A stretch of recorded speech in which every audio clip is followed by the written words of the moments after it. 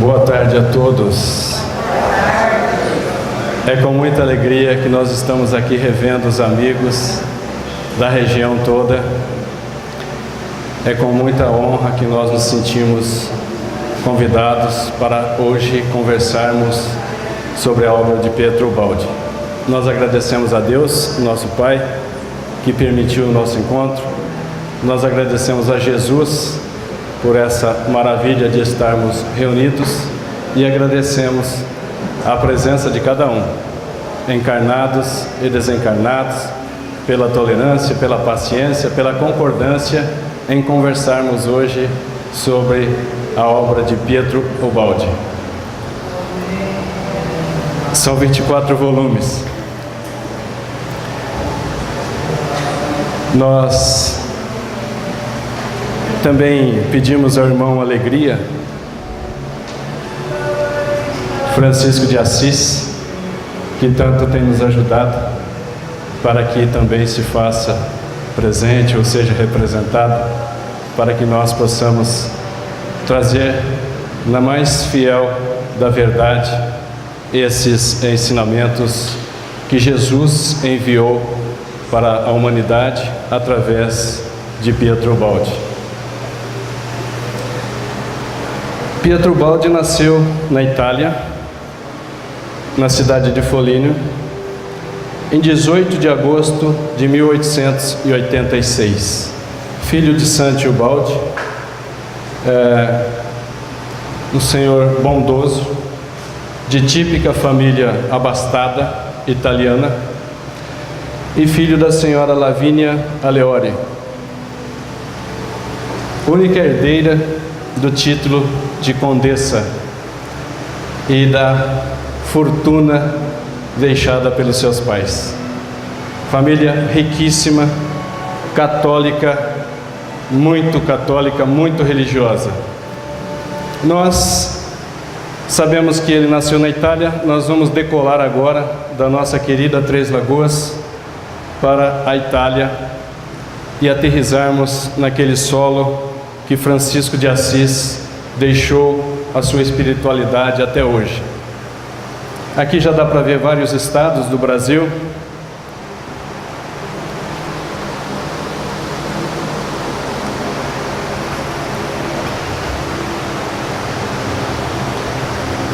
Agora nós vamos ao outro hemisfério do globo terrestre.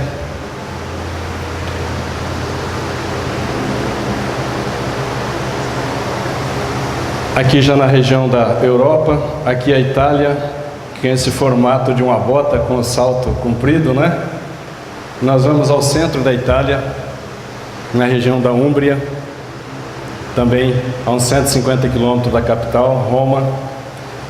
E a cidade de Foligno, nós vamos aterrissar ali, bem próximo do Palácio Aleori Ubaldi. A família muito rica tinha um palácio de 2.400 metros quadrados nessa pequena cidade. E quis o destino que Pietro Ubaldi não nascesse no palácio, porque ele sempre gostou das coisas simples, nada de luxo. Quis o destino que ele nascesse, aqui está o palácio, quis o destino que ele nascesse aqui próximo, nesta casa simples e humilde, porque o palácio estava em reforma. Aqui a gente vê as ruas estreitas da cidade de Foligno.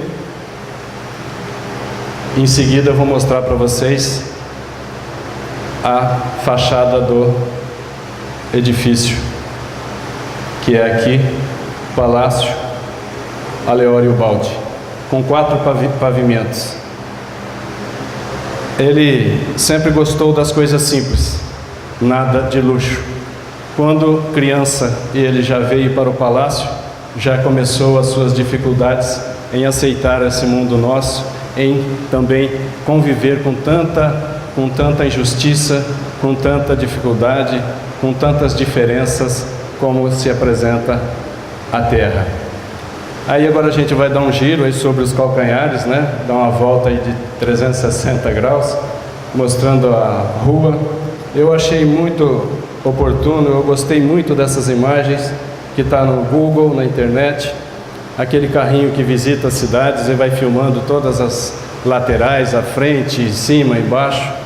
Isso me permitiu conhecer detalhes que, se não fosse por esse caminho, eu talvez não conseguisse. E eu tenho muita alegria, né, em ver essas situações, esses locais onde conviveu Pietro Baldi. Nós estudamos Pietro Baldi desde 1974, já tem mais de 40 anos. E paralelamente a gente estudou ciências. Nunca encontramos nada em absoluto que defrontasse, que desmentisse, que desmerecesse a obra maravilhosa de Pietro Baldi. Bem,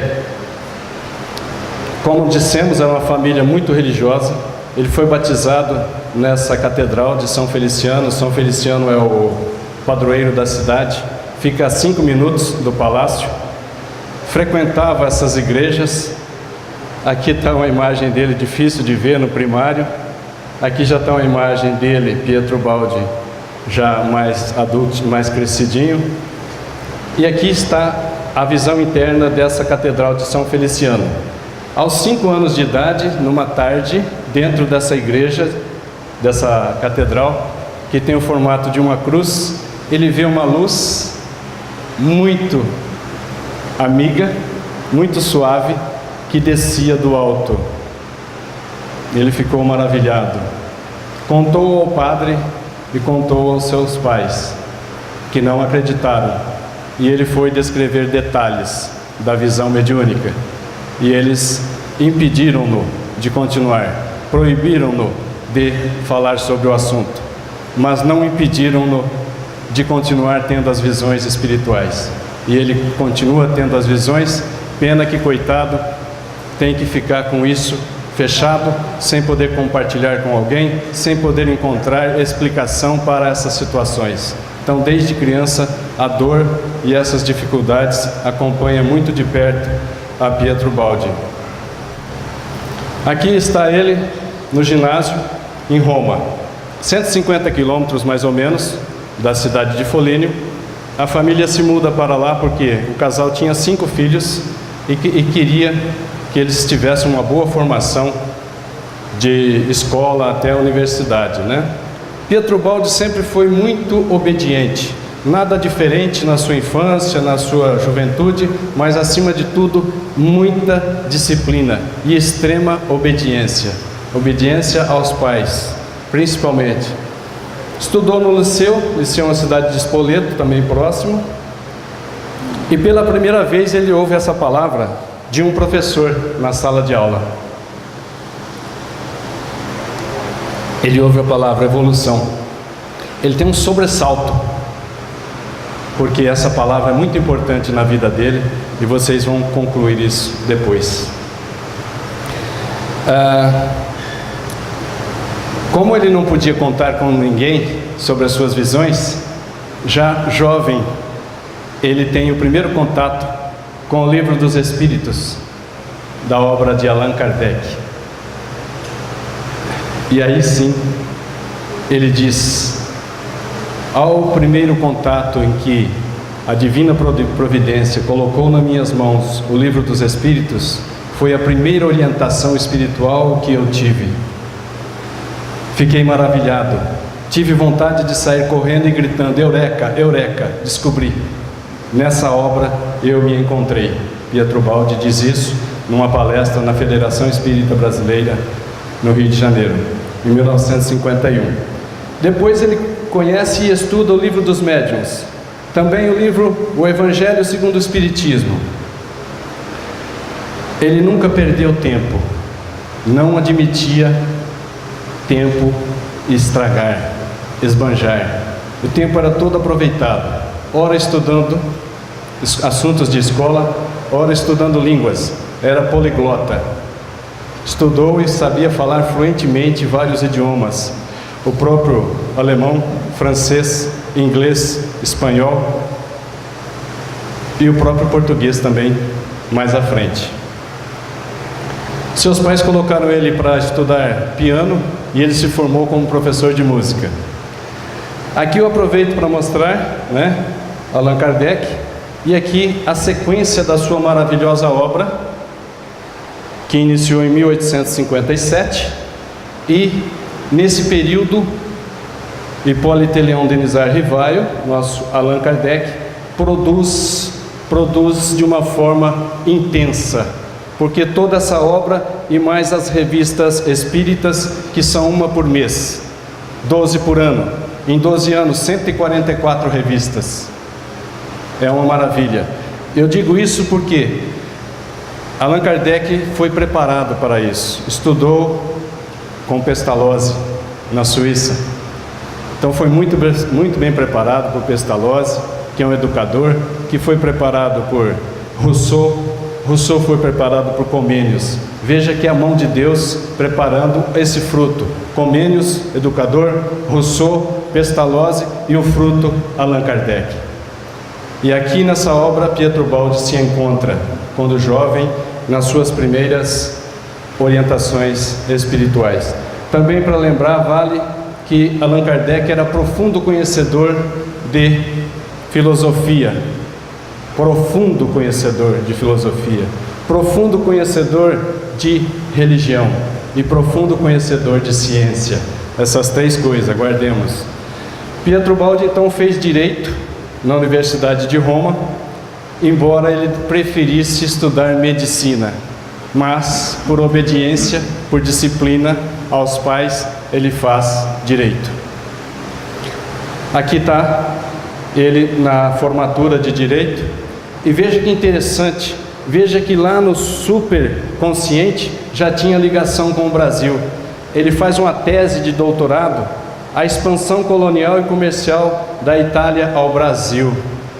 Olha só, expansão colonial e comercial da Itália ao Brasil, como tese de doutorado. A tese foi muito bem aplaudida pela banca, muito bem conceituada, tão bem conceituada que eles publicaram ela, e ele passou a ser conhecido como escritor na Itália. Aliás, uma professora de italiano já havia dito para ele: você vai ser escritor, pela facilidade com que ele tinha de descrever, de narrar os acontecimentos, né?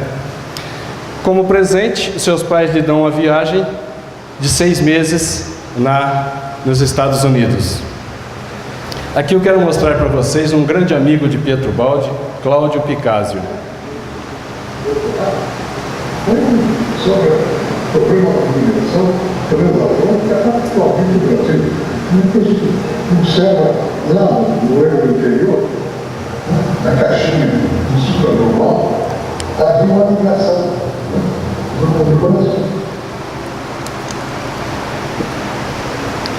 Veja que quando ele volta de viagem, seus pais disseram: um homem na sua posição social precisa se casar. E ele, como sempre foi obediente aos pais, aceitou. Os pais, muito ricos, procuraram uma esposa que fosse também bastante rica. Era assim, não sei se ainda hoje é, mas encontraram uma jovem extremamente rica, órfã, que morava em convento. A senhora Maria Antonieta Solfanelli.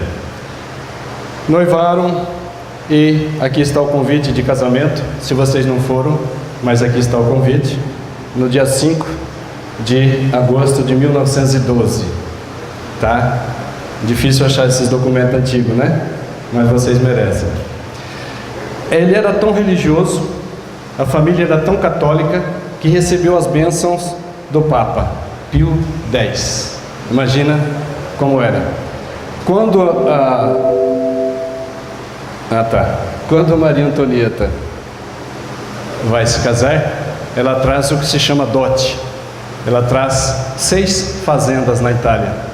E o pai de Pietro Baldi diz: você também precisa levar um dote na mesma proporção, mais 6 fazendas. O casal inicia a sua vida conjugal com 12 fazendas na Itália. 12 fazendas na Itália. Mas Pietro Baldi não tem a menor tendência, a menor habilidade para administrar bens materiais. Não tem a menor vontade, não tem o menor desejo, não tem o menor envolvimento, não deseja nada de plano material. A sua preocupação era com a espiritualidade, desde a infância. Seus pais acharam até que ele era com algum problema mental. Levaram-no no psiquiatra, que constatou que ele era perfeitamente normal, mas apaixonado pela espiritualidade, pelas coisas espirituais e principalmente por Jesus. Aqui, fruto do casamento, seu primeiro filho, Francesco, em 1913. Depois, a sua segunda filha, Vicentina, em 1917. A terceira filha, Agnese, em 1919. A dor foi uma constante na vida de Pietro Baldi. Sua filhinha, com apenas 2 anos, desencarna. E quem sabe as dores de perder um filho. Quem nunca perdeu, como eu também não, nesta encarnação, não sabe as dores de perder um filho. Quem já perdeu sabe. De perder no sentido de desencarnar antes dos pais, né? Bem, Pietro Baldi é convocado, é alistado, é obrigado a ir na Primeira Guerra Mundial de 1914 a 1918. Inicialmente motorista de caminhão, levando alimentos e suprimentos. Depois, como ele era muito culto, como ele falava vários idiomas fluentemente, os seus superiores o nomeiam motorista dos superiores, dos seus oficiais. Ele, como nós falamos, já vinha com essa vontade de buscar a espiritualidade. Ele escreve, já inspirado, os ideais franciscanos. Veja, os ideais franciscanos é de Francisco de Assis, lá no século XII, 1180, no século XIII, 1200. Ele escreve os ideais franciscanos, atualizando ele para o século XX. E faz voto de pobreza, deixando hoje, na nossa moeda em reais, centenas de milhões de reais. Centenas de milhões de reais no voto de pobreza. Então ele escreve os ideais franciscanos, faz voto de pobreza, logo depois que seu pai desencarna, Santi Ubaldi. Porque até então ele era muito obediente ao pai, muito disciplinado. Quando o pai desencarna, ele faz então o voto de pobreza.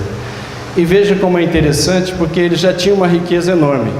Com o desencarne do pai, vem toda uma reviravolta, o inventário dos pais. Mais encargo, mais bens materiais para administrar. Nessa situação, ele define claramente e transfere todos os bens e direitos que ele possuía para a esposa e os filhos, porque o voto de pobreza era dele. A esposa e os filhos não eram obrigados a ter e fazer o voto de pobreza. Ele faz o voto de pobreza e transfere todos esses bens e direitos à esposa e filhos. Eu acho esses pontos muito importantes, porque quando a gente quer saber se uma religião é boa, eu aprendi que se tiver bens materiais envolvidos, ou se tiver interesses políticos envolvidos, é de se observar com cuidado. Mas uma pessoa em que abandona centenas de milhões de reais para fazer voto de pobreza, para viver o Evangelho de Cristo na sua íntegra, uma paixão por Cristo enorme, uma paixão por Francisco de Assis fantástica. Uma pessoa quando faz isso não tem segundas intenções, nem de interesses políticos e nem de interesses materiais. Quando essas coisas ocorrem, para mim isso é uma indicação de pureza de caráter, uma indicação de pureza de consciência, indicação de pureza de intenções, porque não tem e não está esperando vantagens, não é? A verdadeira caridade é quando a gente doa sem esperar nada em troca.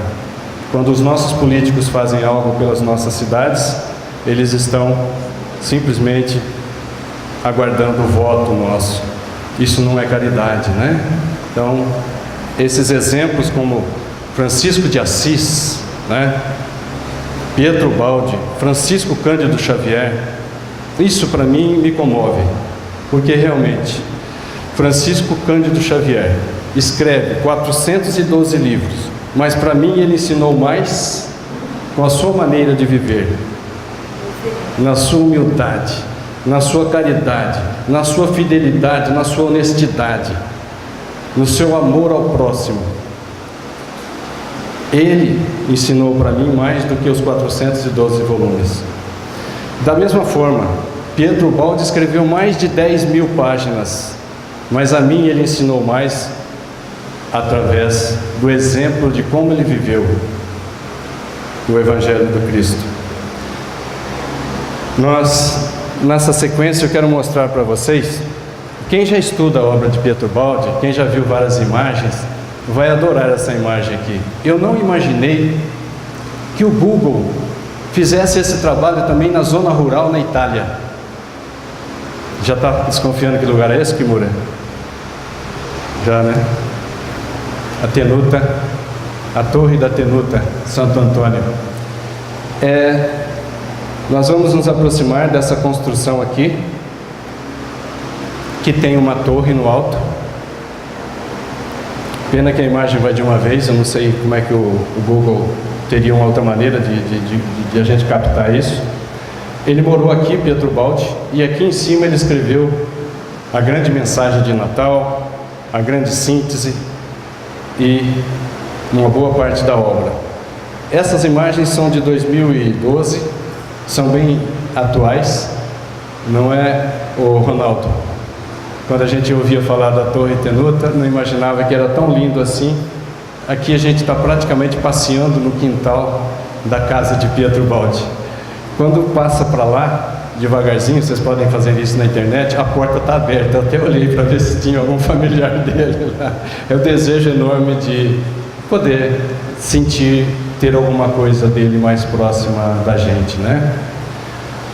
Aqui à direita, ó, é cultura de uva, plantio de parreiras de uva. Essa era uma das propriedades da família Pietro Baldi, né? Bem, eu queria dizer para vocês, como ele já tinha feito o voto de pobreza, em setembro de 1931, ele desce da torre. A torre era o seu escritório, a torre era o seu quarto, local de trabalho. Ele desce, toma seu copo de leite, que era a sua única refeição de manhã. Depois ele almoçava em um copo de leite à noite só. Ele desce, toma seu leite com seus familiares, sai com seu cãozinho para passear. E essa estradinha é próxima, também descobri no Google, próximo da Tenuta Santo Antônio, da chácara Santo Antônio. E caminhando por essa estradinha, Pietro Baldi, com essa aparência mais ou menos nessa época, ele sente avolumar uma percepção espiritual muito grande. Ele sente que ao seu lado está se formando e se condensando duas entidades. E ele continua caminhando, subindo nessa estradinha. Depois ele tem a nítida impressão, ele tem a certeza de que ao seu lado esquerdo está Francisco de Assis e ao seu lado direito está Jesus de Nazaré. Veja de quem estamos falando. Não revelou isso para as pessoas, porque elas não acreditariam. Não houve testemunhas humanas, porque talvez o fenômeno não tivesse se concretizado. Mas se vocês lembrarem, tinha uma testemunha assim, o seu cãozinho de estimação, que nesses 20 minutos que ele pôde controlar, nesses 20 minutos o cãozinho ladrava, latia incessantemente, como para duas figuras visitantes ao lado de Pietro Baldi. Não tinha outra explicação para Pietro Baldi do comportamento do seu animalzinho naquele instante. Nós sabemos que os animais também têm mediunidade, né? Têm evidência. Então isso explica. Agora veja, depois que ele fez o voto de pobreza, que já estava claramente definido, inclusive ele ia trabalhar para viver, prestou um concurso público para ser professor de inglês. A idade máxima para se fazer a inscrição era 45 anos. Faltava alguns dias para ele fazer 45 anos. Para vocês acompanharem, aqui vai estar o ano 1931 e aqui vai estar a idade de Pietro Baldi. Aqui é quase 45, tá? É que ele faz aniversário em agosto.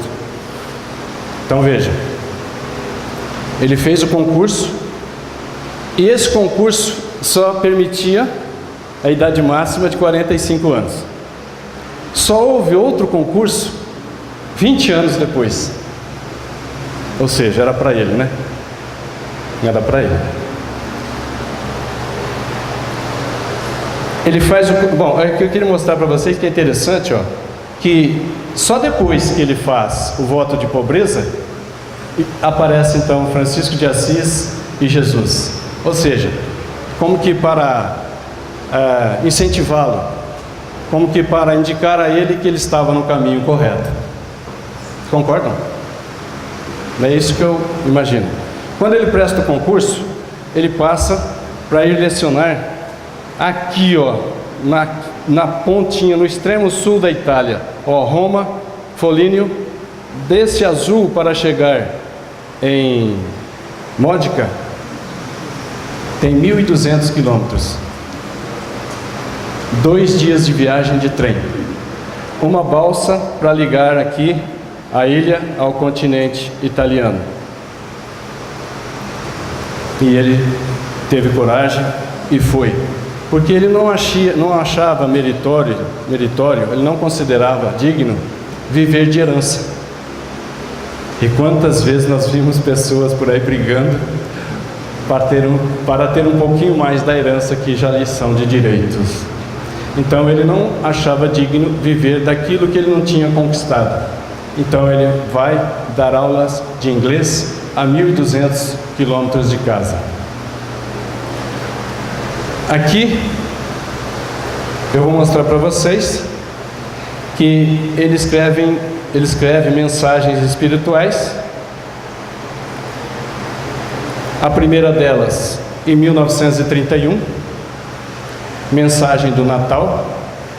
O local foi naquela torre da Tenuta, nas férias escolares. Lembra que ele foi lá para Módica, 1.200 quilômetros de casa? Nas férias escolares, que é final de ano, ele vem para essa chácara, Tenuta, Santo Antônio, que fica na cidade de Colle Umberto. Então ele vem para casa, passar o Natal com os familiares. E na noite de Natal, depois de toda a comemoração, ele se recolhe ao seu quarto, ao seu escritório na torre. E aí, de uma forma súbita, ele começa a escrever, sem ter como evitar. Começa a escrever e escreve a mensagem do Natal. Eu trouxe só um pedacinho para vocês degustarem, que nenhuma barreira de religião, de nacionalidade ou de raça os divida, porque não está longe o dia em que somente uma será a divisão entre os homens, justos e injustos. Vocês querem ver mais dessa mensagem? Está no livro Grandes Mensagens, de Pietro Baldi. Juntamente com Grandes Mensagens, nessa encadernação, está uma biografia de Pietro Baldi, que merece ser lida. Essa mensagem é levada até a imprensa e essa mensagem é divulgada no mundo todo. A imprensa divulga essa mensagem no mundo todo. As revistas como a Lídia Pensiero, Asas do Pensamento, na Itália, divulgam, e várias outras fontes divulgam essa mensagem. E então os editores da revista o questionam: quem escreveu, quem lhe ditou essa mensagem? Ele sabia, mas por humildade ele diz: a sua voz, a sua voz. Mas a própria imprensa mundial foi quase unânime em dizer que essa mensagem foi ditada por Jesus. Ernesto Bozano, um grande cientista nessa área e investigador também de mensagens, ele adiantou-se e escreveu para Pietro Baldi: essa sua voz deve ser nada mais, nada menos do que Jesus de Nazaré. Quando a gente diz isso, os espíritas costumam ficar um pouco preocupados. Mas vamos para frente. Grandes mensagens. Foi encadernado então aqui aquelas mensagens. Inicialmente ela era periódica, anual, depois passou a ser decenal, e até em 1953, onde ele recebe também a última mensagem das grandes mensagens. A obra é a número 1, está aqui. Introdução e início à obra de Pietro Baldi. É a primeira. Ela é de origem exclusivamente inspirativa. Pietro Baldi era médium. Para nós não é novidade. Nós somos espíritas e sabemos de que se trata. Aqui está encadernado todas as mensagens espirituais de Pietro Baldi. Vamos passar para frente. Aqui nós temos o primeiro biógrafo de Pietro Baldi, Clóvis Tavares, amigo de Pietro Baldi, grande colaborador na vinda de Pietro Baldi ao Brasil e tudo mais. Aqui está o primeiro volume, como era, Pietro Baldi, sua vida, sua obra. Aqui está o segundo biógrafo de Pietro Baldi, José Amaral. José Amaral, nós conhecemos ele na Kimura. Tivemos a oportunidade de conversar com ele. Ele conviveu com Pietro Baldi. Ele esteve com Pietro Baldi nos momentos difíceis também. E conhece muito bem sobre Pietro Baldi. Ele já desencarnou. Por que a gente encontra eles? Por causa dos congressos. Tem anualmente um congresso nacional Pietro Baldi. Esse ano será em Franca. Depois a gente passa detalhes. Deve estar com a diretoria. E contribuíram muito e trouxeram toda essa maravilha que hoje a gente tem condições de trazer para todos nós. Quando a gente fala que Pietro Baldi recebeu mensagem de Jesus, quando a gente fala que Pietro Baldi, você vai ter que ficar virando aí, vou andar aqui, daqui a pouco eu vou lá atrás. Quando a gente fala que Pietro Baldi recebeu mensagem ditada por Jesus, quando a gente fala que Pietro Baldi viu Jesus de Nazaré, é muito comum os espíritas acharem estranho. Mas então, vamos refrescar a memória, porque lá no Livro dos Médiuns, capítulo 31, item 9, tem uma mensagem assinada por Jesus de Nazaré. Ah? Sim, senhor. Allan Kardec. Allan Kardec. Nós já aceitamos Allan Kardec. Ah? Ué, se ele ditou para os médiuns de Allan Kardec, então ele pode ter ditado para Pietro Baldi. Essa mesma mensagem está no Evangelho segundo o Espiritismo, capítulo 5, o Cristo Consolador, item 5, escrevem aí, confiram lá. Assinada pelo Espírito de Verdade. Vocês sabem por quê? Pela humildade de Allan Kardec. Porque essa obra é para todos. Mas Livro dos Médiuns, quem já estudou o Livro dos Médiuns aqui, levanta a mão. Aí, tá vendo? Não é todos. Então todos chegam aqui, mas poucos vão ler o Livro dos Médiuns. Quem lê o Livro dos Médiuns vai aceitar que Jesus de Nazaré ditou essa mensagem. Sabe? E eu tenho a impressão que os espíritas estão colocando Jesus num lugar inatingível. Eu tenho a impressão que nós estamos criando um obstáculo fictício entre nós e Jesus. Eu penso isso. Sendo que ao contrário, Jesus, até mesmo quando trouxeram criancinhas para que ele abençoasse, o que ele fez? Os apóstolos correram na frente. Não, é o mestre, é Jesus que está aqui. Não deve ter falado isso, mas é alguma coisa assim. O que Jesus pediu? Deixai vir a mim as criancinhas, não ofereça obstáculos, não as impeçais, porque o reino dos céus é daqueles que se assemelham na simplicidade, na humildade. Mas ele disse uma outra coisa também, além de dizer que o reino dos céus é para aqueles simples. Ele disse que não é para colocar obstáculos àqueles que desejam chegar a ele. Não é para colocar obstáculos. E nós estamos colocando obstáculos como se Jesus estivesse longe de nós, como se ele não se fizesse presente em nossa reunião,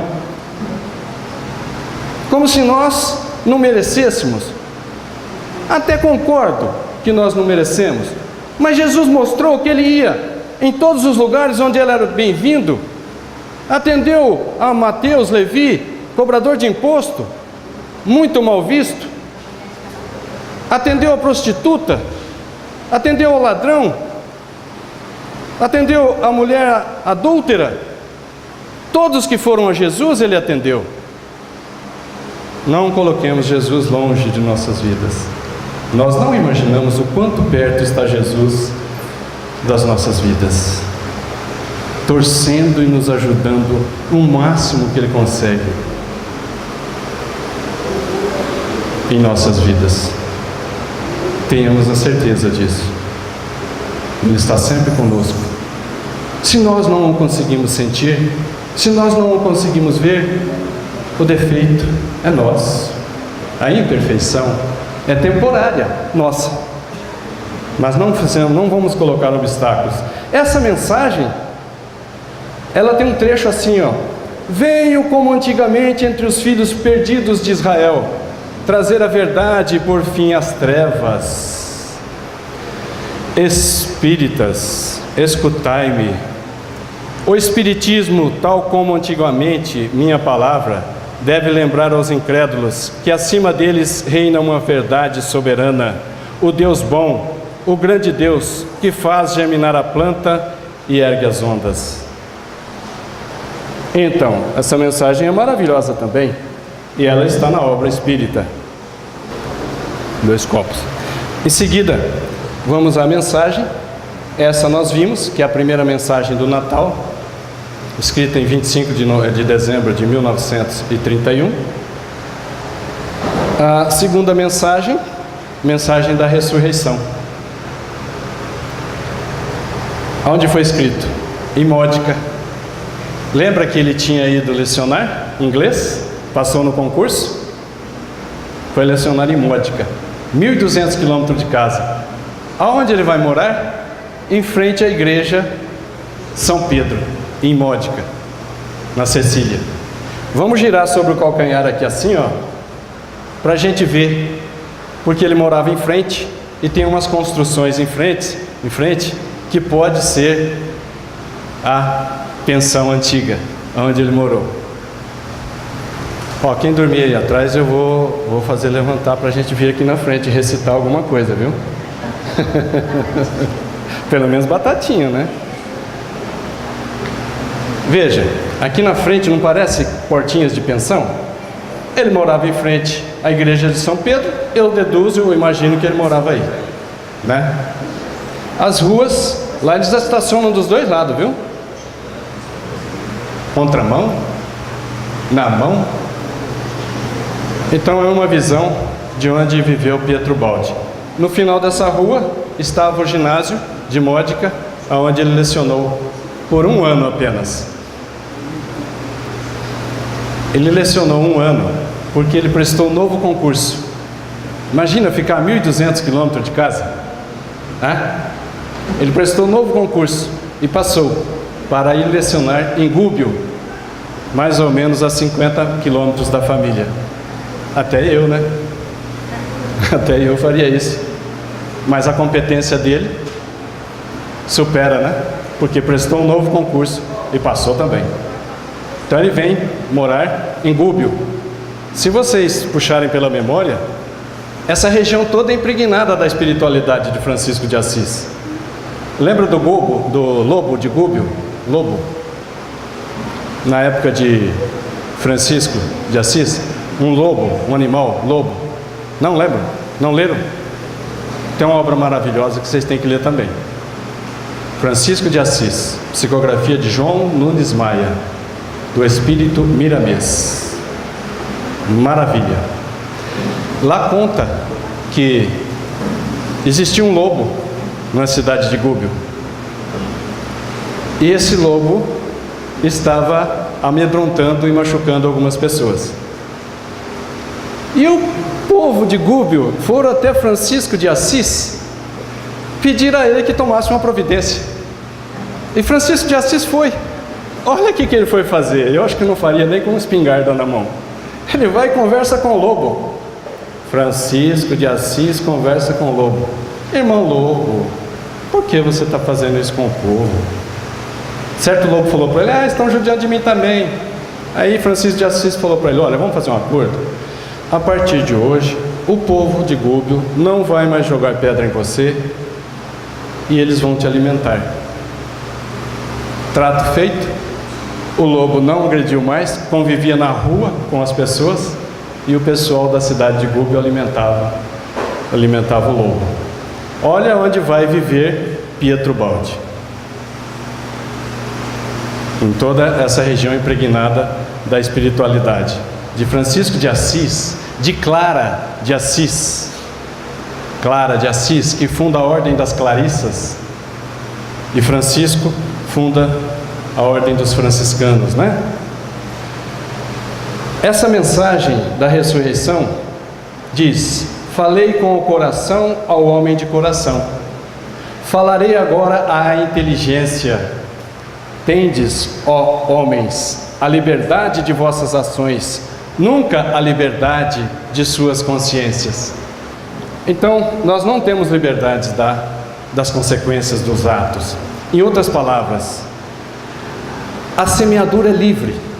Nós semeamos se quisermos, nós semeamos quanto quisermos e quando quisermos, mas a colheita é obrigatória. É isso, em outras palavras. Desculpa o tropeço. Em 1932 ainda, mensagem do perdão. Aí ele ele morava em Gúbio e simplesmente ele escreve ela aqui. Porque morando em Gúbio, a 50 quilômetros, ele podia ir todas as férias estar com a família. Está indo muito rápido? Tá bom? Tá bom. Então ele ia ficar com a família. Então ele escreve essa mensagem do perdão num ambiente já com as suas energias espirituais. Isso é muito importante, viu, gente? O ambiente que a gente trabalha, as nossas casas vão ficando saturadas das nossas boas energias. Oi? No caso dele, das ótimas energias, né? Então vai ficando saturado. Então fica mais fácil de realizar uma psicografia. Isso é psicografia. Psicografia de um médium altamente inspirado, o tempo todo consciente, super consciente, observando, planejando, controlando tudo.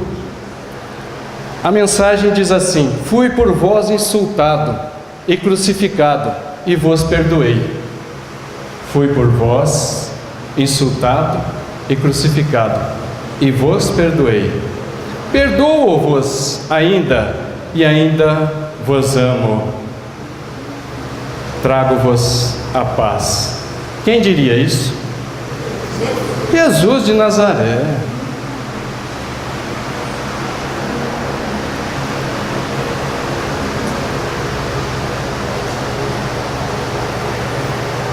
Aqui está a obra de Pietro Baldi, mais conhecida no planeta Terra, o volume mais conhecido.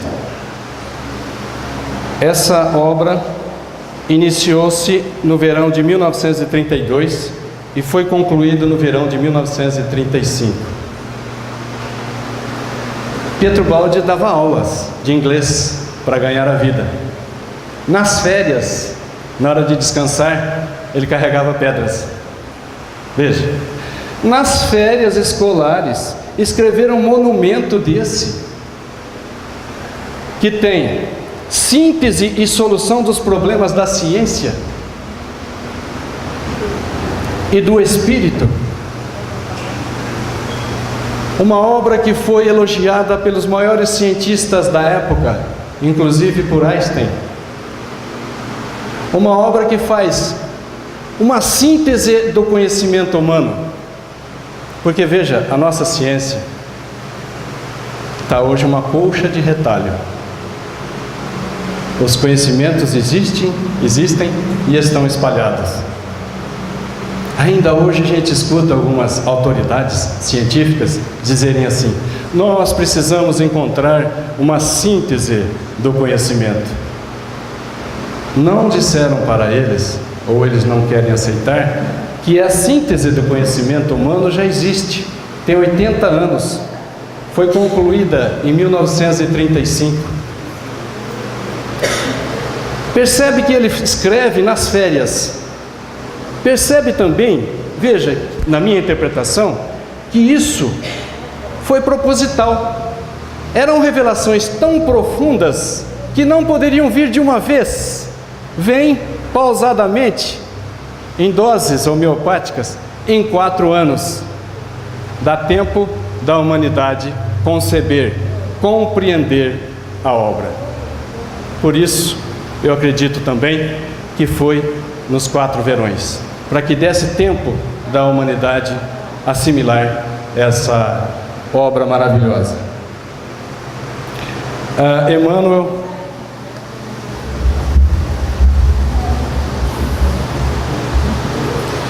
vou ficar por aqui, meu jovem. Aqui dá mais certo para mim. Emmanuel, se eu ficar ali eu atrapalho o pessoal. Veja porque então ela foi publicada inicialmente em fascículos, depois que ela é publicada e resumida em um livro só, né? Quando ele fala aqui, síntese, realmente é um resumo de todo o conhecimento humano. Quando Monteiro Lobato conhece essa obra, quando Monteiro Lobato lê essa obra, ele diz assim: todos nós procuramos um livro para morar. Eu encontrei a minha morada na grande síntese. E vem elogios de todas as partes. Uma outra coisa muito interessante aqui é que existiam alguns elementos químicos desconhecidos para os químicos, para a ciência. Mas Pietro Baldi, nessa obra, descreve a lei, que é baseada no número atômico, em que ficavam os pontos em branco, aonde deveria estar o elemento químico, até então desconhecido. Claro que ele não ia falar nome, porque os nomes dos elementos químicos costumam ser homenagem aos descobridores. Arstênio, de Einstein, Férmio, do próprio Férmio. Então, ele indica os elementos químicos que ainda não eram conhecidos. E mais, ele descreve as propriedades físicas e químicas dos elementos que serão descobertos futuramente. Aqui também ele revela a teoria do campo unificado. Está lá na teoria da relatividade. Aqui Pietro Baldi descreve a teoria do campo unificado, que Albert Einstein chega 18 anos depois. Veja como a mediunidade nos auxilia, nos alavanca, como a mediunidade nos revela as coisas, quando nós a aceitamos, quando nós as merecemos. É realmente uma obra maravilhosa. Eu vou aproveitar para dizer para vocês, eu não sei se todos aqui já estudam Pietro Baldi. 24 volumes, mais ou menos 10.000 páginas. Não pense que a gente lê a obra em alguns anos. Não basta ter leitura dinâmica. Não é isso. A obra de Pietro Baldi não vem acrescentar cultura para nós. Não só isso. Mas ela vem nos amadurecer espiritualmente. E isso aconteceu com Pietro Baldi também. À medida em que ele amadureceu moral e espiritualmente, ele foi se tornando um instrumento mediúnico, adequado, para receber até o ápice da obra, que é o 24º volume. Quando nós formos ler Pietro Baldi, e isso também aconteceu, eu não sirvo de exemplo, mas aconteceu comigo. Em 1974, quando eu fui ler A Grande Síntese, eu já tinha lido Grandes Mensagens. Eu fui ler A Grande Síntese, quando eu vi aquele negócio lá, matéria, energia, espírito, eu como químico não saí. Fechei. Mas você fecha o livro, mas não fecha o pensamento. E continue a pensar sobre A Grande Síntese. E fui remoendo, até que dá um estalo. E você fala, puxa vida, é tão sutil, é tão delicado essa passagem. E eu só consegui percebê-la depois de alguns meses, não chegou a ano, não, meses. Aí eu voltei a ler a obra. Quando a gente vai lendo a obra de Pietro Baldi, depois da Grande Síntese, que vem no Ures, a Sese Mística, a gente pega uma descida. Não tem mais nada de novidade. Não é Kimura, não é Ronaldo, as pessoas que eu sei que já leram a obra. Mas quando chega próximo do 9º volume, e no 10º volume, Deus e o Universo, aí o espírita para de ler. Para, porque eu parei. Revelações novíssimas, revelações profundas. Aí eu gastei alguns anos para aceitar a queda que em outras filosofias, que em outras religiões já está descrita, a queda dos anjos. Eu gastei uns anos e retornei a ler o 10º volume, Deus e o Universo. Eu estou dizendo isso porque na hora de ler a obra tem que ir com calma, porque a obra vai nos amadurecer. Esse é o objetivo dessa revelação. Aqueles que não compreenderam por amor, agora que valorizam muito a inteligência, que julgam a ciência como algo que tem que tudo passar pelo seu crivo, que julgam a inteligência como ferramenta infalível, usam e aqui observam pela ferramenta da inteligência, convencendo-o, amadurecendo-o. Isso a obra faz conosco. Eu queria mostrar para vocês aqui um átomo.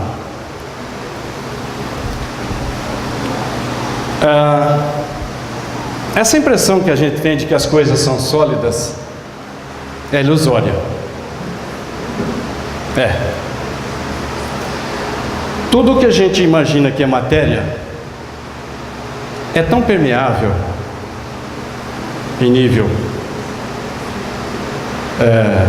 submicroscópio que é uma peneira. Se a gente imaginar a proporção, vou trazer uma proporção para vocês. Imagina um pouquinho antes. O que é um átomo, para aqueles que não conhecem? Se você pega um pedaço de ouro e vai dividindo, essas pequenas partículas de ouro ainda têm as propriedades físicas e químicas do ouro. Se eu dividir mais e usar ferramentas sofisticadas na divisão, ainda as pequenas partículas ali têm as propriedades físicas e químicas do ouro, o brilho também, etc. Mas chega um momento, e isso não dá para fazer na prática, que nós vamos encontrar uma partícula que não pode dividir mais. Se eu dividi-la, ela não representa mais as características físicas e químicas do ouro. Então ali é o não divisível, é o não, tomo, divisão, é o não divisível. Aqui então tem um átomo. O centro dele, aqui está na proporção errada, a figura eu peguei rapidamente ontem. O centro dele é de uma carga positiva e em torno dele gira o elétron de carga negativa.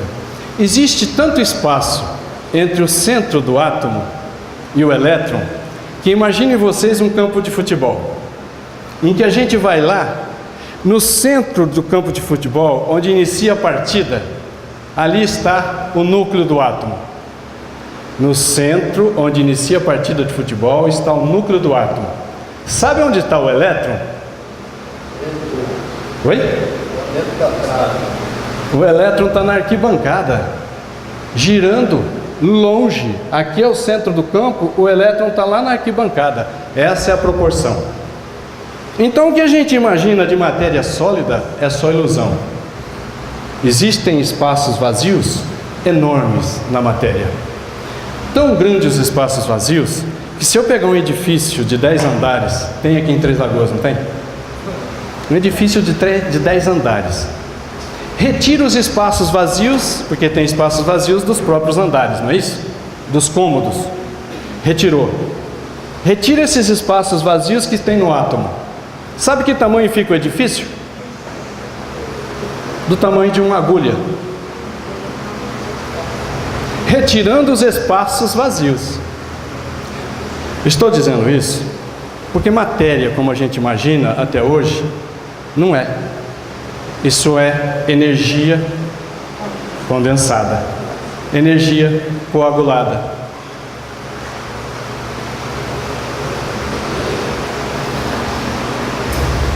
Aqui eu tenho, eu falei do átomo, o primeiro deles, de hidrogênio. Aqui é um átomo de deutério. Tem o núcleo um pouquinho mais pesado, mas tem só um elétron. Isso vai se avolumando, e tudo na natureza está em evolução. Os minerais, os vegetais, os animais estão em evolução até chegar a chimpanzé. Os chimpanzés vão evoluir alguns milhares de anos e vão ser os primatas, serão os homens da idade da pedra, depois é um João Atílio. Tudo está em evolução no universo. A mensagem que a grande síntese traz é isso, que o universo é regido por uma lei única, desde o nível material até o nível da arte e do espírito, a lei de Deus. Aqui eu estou mostrando átomos que vai se complexando o núcleo, né, para até chegar a ter 92 bolinhas desta no centro, que é o hidrogênio, o urânio, de hidrogênio a urânio. Aqui eu estou mostrando Einstein. Ele chega nessa equação famosa: energia igual a matéria, energia igual a matéria vezes a velocidade da luz ao quadrado. Ou seja, multiplica a velocidade da luz, que é 300 milhões de quilômetros por segundo, por ela mesma, depois multiplica pela matéria. Você tem a quantidade de energia. Essa equação também nos diz que matéria e energia são manifestações diferentes da mesma coisa. Concordam ou não? Não, está dizendo isso, que existe uma constante para transformar matéria em energia e energia se condensar em matéria. Tudo bem? Ótimo. A nossa ciência, mesmo a ciência contemporânea, ela é falha, ela é manca. Um banquinho, mais simples que seja, quantos pés tem que ter? 3. A nossa ciência tem um pé na matéria e um pé na energia. E os nossos cientistas se acham o máximo, a autoridade máxima. A sua inteligência é a medida da inteligência universal. O universo não é só matéria e energia, é também espírito, e principalmente espírito. Na introdução do livro dos Espíritos, está claro lá: o universo físico poderia nem ter existido, nada atrapalharia do universo original espiritual. A nossa ciência é manca, ela precisa começar a estudar o espírito. Hoje já tem algumas pesquisas nesse sentido, na Universidade de São Paulo, na capital mesmo, do professor Sérgio Felipe de Oliveira, em que ele já faz doutorado, já fez, e os seus orientados fazem sobre a glândula pineal, que é uma glândula que fica no meio do cérebro, no meio aqui, e no meio também com relação à frente, que é a glândula da mediunidade, que é a glândula que faz o intercâmbio espiritual entre nós do plano material e a espiritualidade. Eles já encontraram uma relação que o tamanho da glândula pineal é proporcional à mediunidade que a pessoa desenvolveu. Mais mediunidade, mais exercício, mais intensa a sua mediunidade, maior é a glândula pineal. Vou dizer um detalhe muito importante, porque os nossos pensamentos definem as nossas vidas. Os nossos pensamentos definem a nossa saúde também. Me desculpe falar isso aqui na autoridade aqui, que é o Sebastião de Camargo. Ele conhece esse assunto muito, mas eu sou atrevido. Os nossos pensamentos definem a nossa saúde. Se vocês forem observar os benefícios que o pensamento traz sobre a água, pensamento bom sobre a água, congela, dá os cristais bonitos. Pensamento de ódio na água, ela não cristaliza, fica uma figura feia. Nosso corpo é 70% de água. A nossa mentalização orienta toda essa água. Quem pesa 100 quilos tem 70 quilos de água, não é? Então, na grande síntese, essas coisas são muito bem tratadas, muito bem elaboradas. E a gente chega à conclusão aqui. Lembra a conclusão que nós chegamos da equação de Einstein? E igual a mc²? Matéria e energia são manifestações da mesma coisa? E agora? O que vocês me dizem? Vão levantar e vão embora ou não? Ah, vão embora. João Atílio é biruto. Não? Está na grande síntese, com 80 anos já de existência, analisada e interpretada pelos maiores cientistas na Terra. O que ocorre? Ocorre a evolução do átomo ao anjo, como a obra de Sebastião de Camargo, o despertar da consciência. Mas não vou aprofundar não, tá? Senão vocês vão me deixar sozinho. Vamos para frente que aqui está mais bonito, ó. Nova mensagem, 1933, mensagem aos cristãos. Em Gúbio, e ele morava aqui, ó, numa pensãozinha. Imagina um ex-milionário, gente, morar numa pensão que é um quarto e um banheiro só. Aqui a gente vai tentar aproximar até um certo ponto, mas eu vou parar para não perder tempo. Na terceira janela, da esquerda para a direita, era o quartinho de Pietro Baldi. Isso aí também está lá na internet, né? Pode ser visto. Mensagem aos cristãos. 1933 faz a gente lembrar alguma coisa? Jesus desencarnou quando? Em 33. Em homenagem ao 19º aniversário do desencarne de Jesus. Mensagem aos cristãos. 19º século. Eu falei o quê? Ano? 19º século do aniversário de Cristo.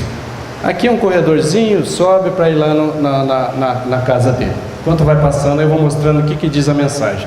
Ó cristãos do mundo inteiro, que tendes feito em 19 séculos de trabalho. Ó cristãos do mundo inteiro, o que fizemos nesses 19 séculos de trabalho? Pela realização do reino dos céus na terra. E é isso que Jesus veio fazer, estabelecer o reino dos céus na terra. Aí a gente poderia expandir, né, e dizer: ó espíritas, o que fizemos nesses 150, 160 anos do Espiritismo?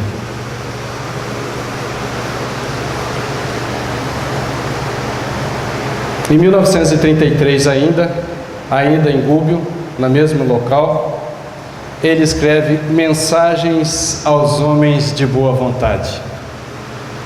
Eu estou passando só milésimos da mensagem, viu? Senão a gente ia demorar muito mesmo, ia terminar 20 horas. Eu estou passando pedacinhos das mensagens. Aqui é o lado de cima daquela casa que vocês viram. Ó, a terceira janela é usada por essa escada que está no escuro. Ele usava essa escada até essa terceira porta. Ele descreve que às vezes ele chegava tão solitário, ele se sentia tão só, que ele sentava nos últimos degraus dessa escada e tinha dificuldade em entrar no seu pequeno quarto.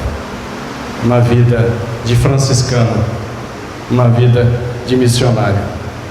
A mensagem diz assim: do alto da cruz vos contemplo, homens de boa vontade, de todas as raças e crenças. Estas raças e crenças vos dividem, a minha palavra vos unifica. Não falo somente aos cristãos, porém a todos os meus filhos, que são os justos da terra, qualquer que seja a sua raça ou fé. Quem diria isso também, né, gente? Quem diria isso? Depois ele escreve as noures, técnica e recepção das correntes de pensamento. Correntes de pensamento também não é novidade para os espíritas, né? É a mediunidade. Só que aqui ele descreve cientificamente a mediunidade, a técnica para você receber essas correntes de pensamentos. As correntes de energia, as correntes de rádio, de televisão estão no ar. Nós temos uma técnica que é colocar um aparelho de televisão, sintonizam essas ondas eletromagnéticas e assistimos à televisão. Ou pegamos um rádio e regulamos até que a gente ouve essas ondas eletromagnéticas da radiofonia. Aqui ele descreve a técnica da recepção de pensamento, que está muito ligado com quem? Com a mediunidade. Por isso aqui nessa obra, Pietro Baldi faz 15 citações textuais do livro dos médiuns. Ele pega do livro dos médiuns o texto de Allan Kardec, do jeitinho que está lá, copia, compila e põe e explica e continua e demonstra e mostra com a ferramenta da inteligência e mostra com a ferramenta do raciocínio, da lógica, da inteligência, do bom senso.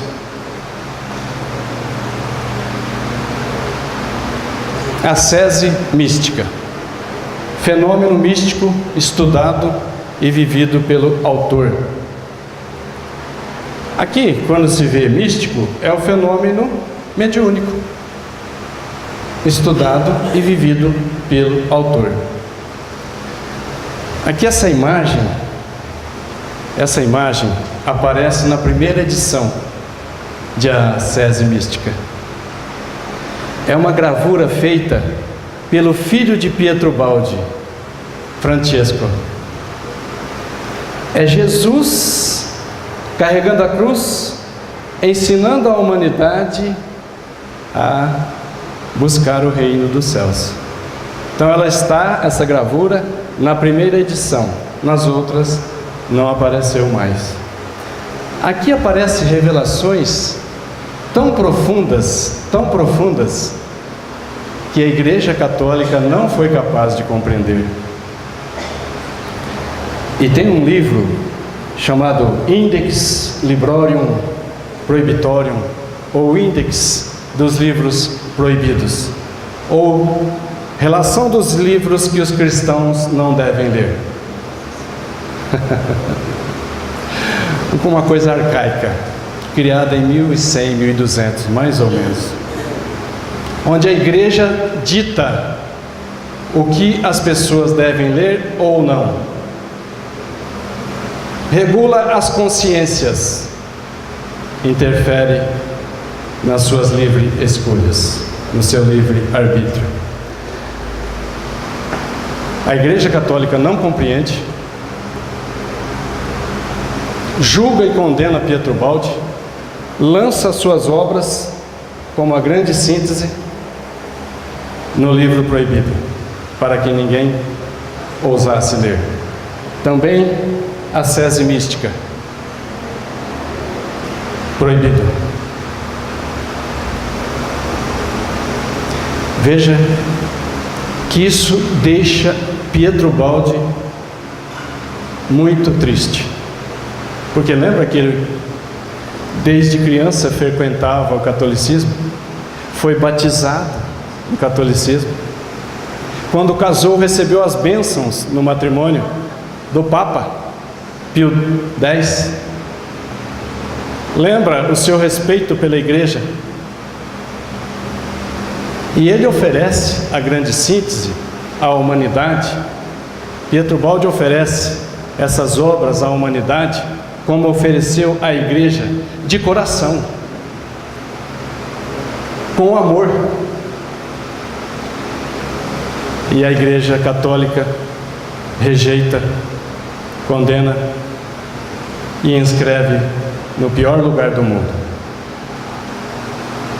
Mas vamos analisar. Os acomodados formam uma horizontal sobre o planeta Terra. Os acomodados formam uma horizontal. Quem vai trazer uma revelação desce na vertical, porque as revelações vêm do alto, porque as revelações vêm do que é harmônico, do que é equilibrado, do que é divino. Então o encontro da horizontal dos acomodados com a vertical da revelação nova forma uma cruz. É a cruz daquele que traz a revelação, é o calvário daquele que traz a revelação. Isso aconteceu com Moisés, isso aconteceu com Jesus de Nazaré, isso aconteceu com a obra espírita. Ou será que as obras de Kardec não foram queimadas em praça pública? Foram? Foram. Mas a verdade não se queima. Queima-se livros, mas não se queimam os espíritos. Ainda que tivesse queimado os originais do Espiritismo, da obra de Kardec, muito fácil seria aos espíritos reconstituí-la, recompô-la. Então os acomodados oferecem resistência à revelação nova. Não sejamos nós os acomodados, muito menos aqueles que julgam, e muito menos aqueles que condenam uma revelação nova.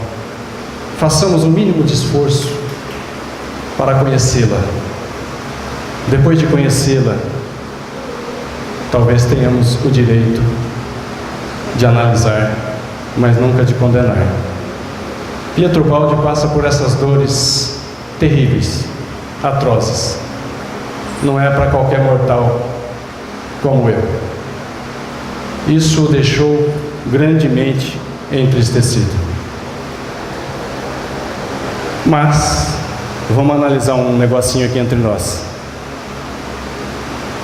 a obra de Pietro Baldi não ficou vinculada ao partido dos católicos. Ela continuou imparcial.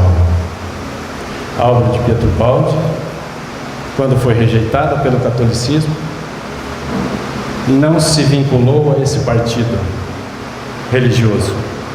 Ela continua pura, imparcial e universal.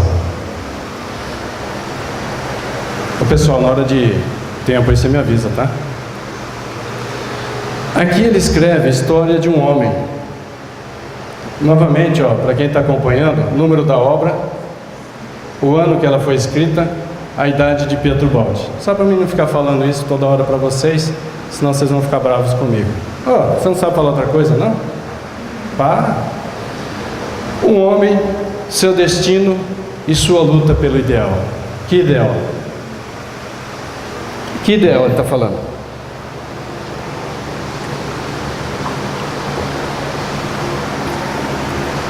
O ideal franciscano, o ideal cristão, do cristianismo, o ideal de viver a lei de Deus, mesmo estando encarnado num planeta de expiações e provas, né? E aqui vocês vão encontrar a análise que ele faz da verdadeira religião. Inclusive ele comenta que a sua obra havia sido condenada e escrito lá no livro do Índex. Depois ele escreve fragmentos de pensamentos e de paixão. Os ideais franciscanos. É bom a gente estar sempre renovando nossa lembrança de que ele é um franciscano, de que ele fez voto de pobreza e de obediência, de que ele viveu o Evangelho de Jesus. Aqui ele descreve que nós devemos não só conhecer, lembra de adicionar cultura? Não só, mas vivenciar o Evangelho.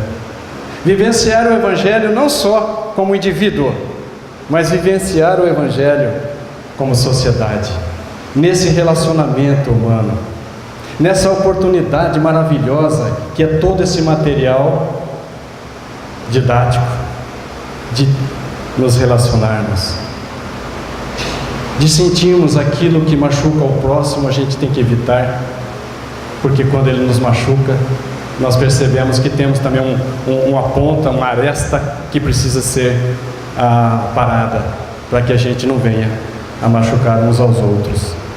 Essa convivência maravilhosa nos lembra as pedras que são jogadas ou que caem no rio.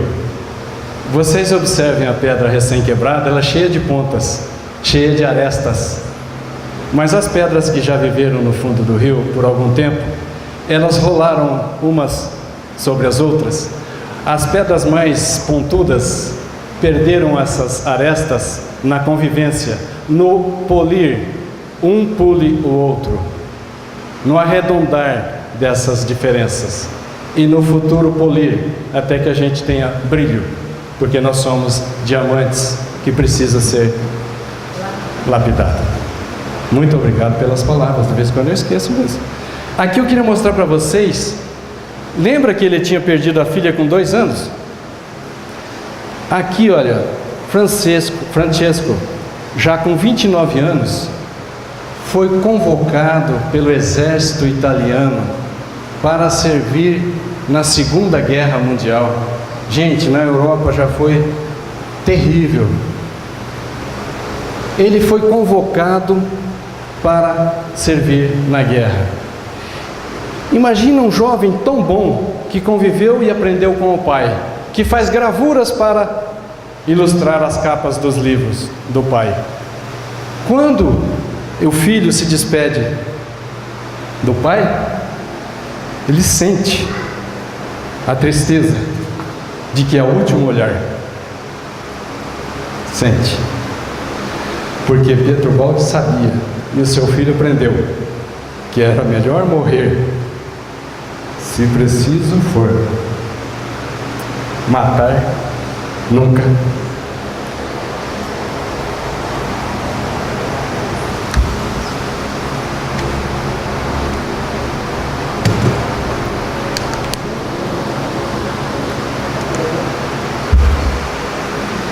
Pietro Baldi compreende claramente que nessa batalha da Itália, no norte da África, seu filho preferiu morrer do que matar. Veja de quem estamos falando. Eu digo isso de vez em quando porque aí fora tem os desavisados, desinformados, na horizontal do comodismo, que não leram a vida desse missionário, desse apóstolo de Cristo. Nessa época aqui, gente, 1942, todas as propriedades da família Baldi, lembra que o Baldi não administrou? O que a família fez? Contratou um administrador. Encontrou-o na figura de um primo da senhora Maria Antonieta Solfanelli, o Baldi. E esse administrador, com poderes amplos e pouca habilidade e pouca honestidade, levou a família a ser obrigada a vender todos os imóveis. Alguns foram vendidos, outros foram entregues a credores. A família Baldi fica, a esposa e filhos, sem nenhuma propriedade. Apenas uma casinha para morar em San Sepulcro, próximo de Assisi. A região ali, Assisi, Foligno, Gubbio, tudo próximo. Veja que é a mão de Deus também. E às vezes a gente acha que o remédio é amargo, mas o remédio amargo que traz a cura, ele também deve ser bem-vindo. Veja que Pietro Baldi faz voto de pobreza. Ele espontaneamente assume, renuncia aos centenas de milhões de reais, mas a esposa e filhos, não. Então Pietro Baldi vai à pobreza espontaneamente, e a família vai à pobreza por circunstâncias, por falência. E isso os iguala novamente, facilita até mesmo o relacionamento do casal, porque rico vive bem com rico, e agora os pobres vivem bem, a família vive bem. Se bem que a família agora reduziu muito, né? Ficou a filha Agnese. Perder uma filha com 2 anos deve ser uma dor. Perder um jovem tão bom com 29 anos deve ser algo não imaginável. Não imaginável.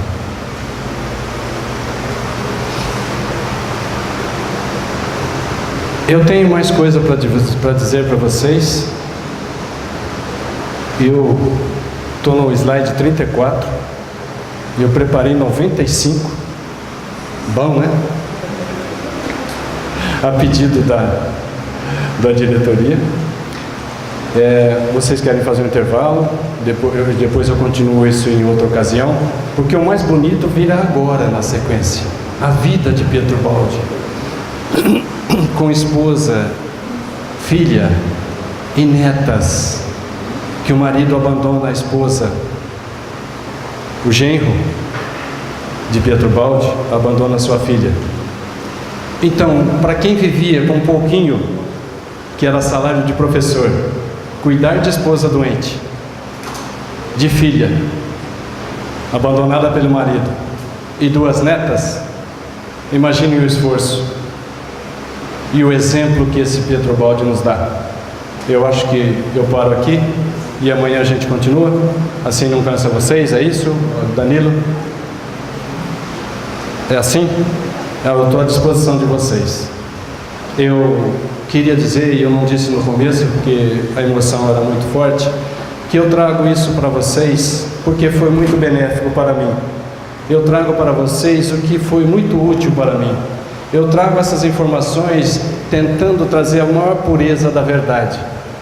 Eu trago isso como uma mãe traz ao filho